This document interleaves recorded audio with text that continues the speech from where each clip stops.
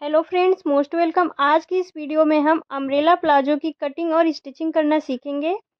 इसके लिए मैंने 3 मीटर कपड़ा लिया है और इसकी चौड़ाई है 41 इंच। कपड़े को हमें इस तरह से डबल में फोल्ड करके रख लेना है। उसके बाद कपड़े का एक कोना पकड़ते हुए हमें त्रिकोण में फोल्ड करना है। कपड़े को अच्छे से फिनिशिंग के साथ फैलाएं, बिल्कुल भी रिंकल्स ना रहे। अब हम हिप का चौथा भाग निकालेंगे। मेरा हिप साइज है 44 इंच। 44 का चौथा भाग करेंगे 11 इंच आएगा। तो चौड़ाई में हमें इस तरह से 11 इंच पे रखना है और एकदम बराबर में निशान लगा लेना है दोनों साइड।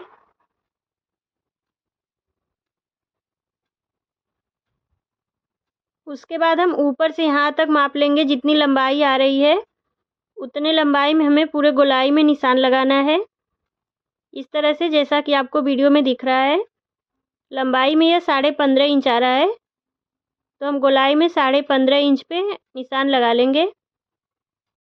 गोलाई में निशान लगाने के बाद इसकी चौड़ाई जो भी आपका हिप साइज है चौथा भाग करने पे जितना आएगा 1 इंच ज़्यादा चाहिए। हिप साइज है 44 इंच। 44 का चौथा भाग करने पे 11 इंच आया, तो इस तरह से हमें चौड़ाई में 12 इंच चाहिए। परफेक्ट 12 इंच आ रहा है। उसके बाद हम आसन का निशान लगाएंगे। ऊपर हमारा 1.5 इंच का पट्टी ज्वाइंट होगा, तो 1.5 इंच बाहर की तरफ इंची टेप को करते हुए हमें आसन का निशान लगाना है। आसन का निशान लगाने के लिए जो भी आपका हिप साइज है चौथा भाग करें और 3 इंच लूजिंग ऐड करते हुए उतने पे निशान लगाएं। हिप साइज 44 है, चौथा भाग करने पे 11 इंच आएगा। 11 में हम 3 इंच का लूजिंग ऐड करते हुए 14 इंच पे आसन का निशान लगा लेंगे। ऊपर हमें 1.5 इंच बाहर की तरफ इंची टेप को करते हुए आसन का निशान लगाना है। इधर से हम चौड़ाई में 3 इंच रखेंगे। हैवी साइज का प्लाजो है तो 3 इंच रखेंगे। इसको हमें ऊपर तक तिरछे में मिलाना है, यहाँ तक।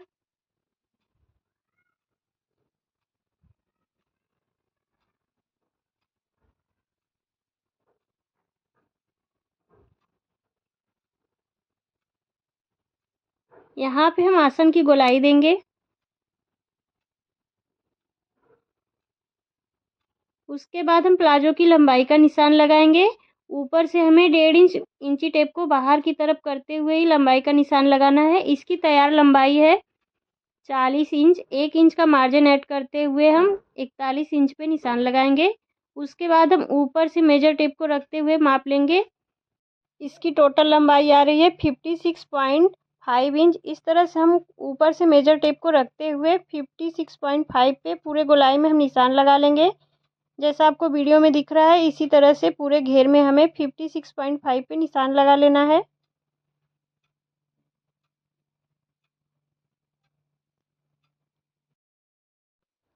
इसमें निशान लगा लिया मैंने।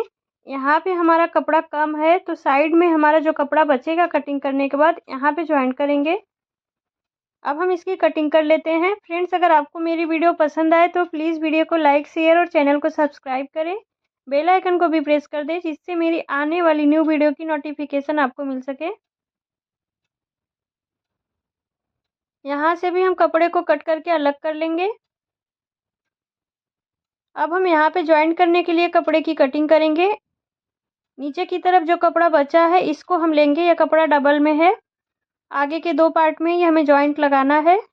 इसके ऊपर आधा इंच चढ़ाते हुए हमें कपड़े को रखना है। इसका लेंथ कम आ रहा है यहाँ से, तो कपड़े को इस तरह से हम थोड़ा सा आगे करते हुए इसके ऊपर रखेंगे। ऊपर कपड़े को आधा इंच चढ़ाते हुए ही रखना है क्योंकि सिलाई में आधा इंच जाएगा हमारा कपड़ा। अब हम घेर के बराबर निशान लगा लेंगे और इसकी कटिंग कर लेंगे। इस कपड़े की चौड़ाई बहुत कम थी, इसकी वजह से लंबाई में थोड़ा ज़्यादा कपड़ा जोड़ना पड़ रहा है।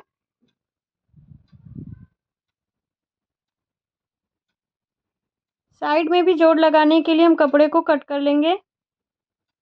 ऊपर की तरफ जो कपड़ा बचा था इसी से हम यहाँ पे जोड़ लगाएंगे।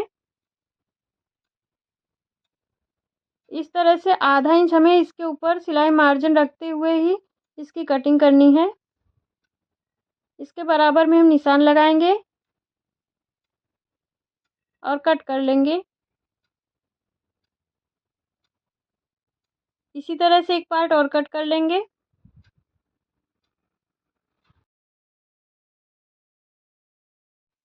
चलिए फ्रेंड्स, अब हम इसकी स्टिचिंग कर लेते हैं। सबसे पहले हमें यहाँ पे कपड़े को जोड़ लेना है। इस तरह से हमें रॉन्ग साइड देखते हुए आधे इंच का सिलाई मार्जिन लेते हुए इसको स्टिच कर लेना है। दोनों पार्ट को मैंने स्टिच कर लिया है। अब हम इसको इस वाले पार्ट से अटैच करेंगे। इस तरह से एक पार्ट हम ऐसे रखेंगे और दूसरा इसके ऊपर रखेंगे। उल्टा साइड देखते हुए ही हमें सिलाई लगानी है। आधे इंच का मार्जिन लेते हुए हम दोनों जोड़ में सिलाई लगा लेंगे। मैंने सिलाई लगा लिया है। अब जहाँ पे कपड़ा कम ज़्यादा है बराबर कर लेंगे कट करके। इस तरह से हम एक पार्ट लेंगे, इसके ऊपर दूसरे पार्ट को रखेंगे। दोनों का सीधा साइड हम अंदर की तरफ रखेंगे और आसन में सिलाई लगाएंगे दोनों तरफ से आधे इंच का मार्जिन लेते हुए। मैंने दोनों आसन में सिलाई लगा लिया है। अब इसको हमें इस तरह से सेंटर से फोल्ड कर लेना है। दोनों का आसन हमें बीच में कर लेना है। उसके बाद हमें पैर की तरफ भी सिलाई लगा लेनी है। आसन का सेंटर मिलाते हुए हमें सिलाई लगाना है। इसमें भी मैंने सिलाई लगा लिया है। अब हम ऊपर बेल्ट रेडी करेंगे। बेल्ट रेडी करने के लिए मैंने 4 इंच सीधी पट्टी कट कर ली है। इसमें भी मैंने कपड़ा जोड़ जोड़ के रेडी किया है क्योंकि कपड़ा कम था।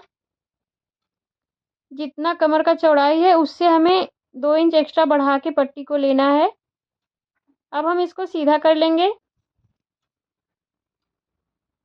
पट्टी को हम उल्टे साइड से लगाएंगे। यहाँ से हम आधा इंच बाहर की तरफ पट्टी को रखते हुए पूरे कमर में सिलाई लगा लेंगे।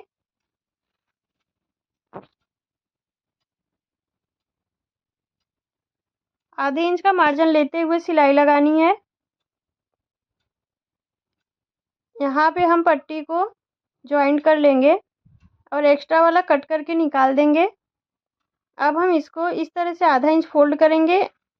उसके बाद एक बार और फोल्ड करते हुए हमें इलास्टिक डालने के लिए बेल्ट को रेडी कर लेना है। जैसा आपको वीडियो में दिख रहा है इसी तरह से करना है।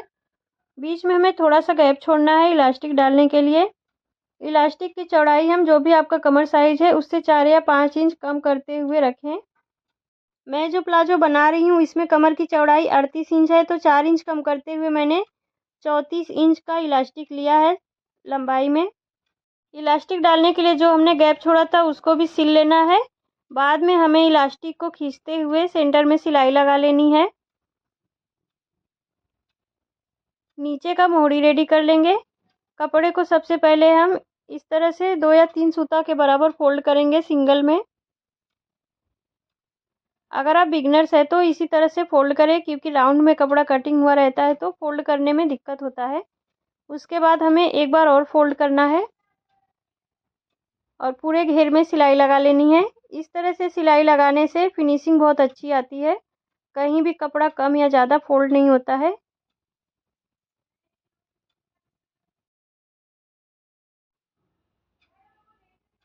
देखिए फ्रेंड्स, कितना अच्छा हमारा प्लाजो बनके रेडी हो गया था।